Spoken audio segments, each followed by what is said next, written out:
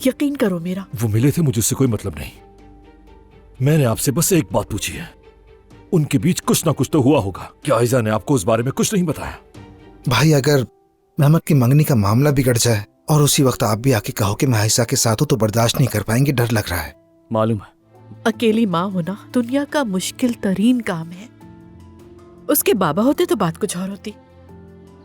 मैं आपके साथ कोई रिश्ता जोड़कर अपनी नौकरी खतरे में नहीं डाल सकती। ओ दुल्हन साहिबा आई हुई है, तुम्हें देखकर बहुत खुशी हुई मुझे आयशा बेटी।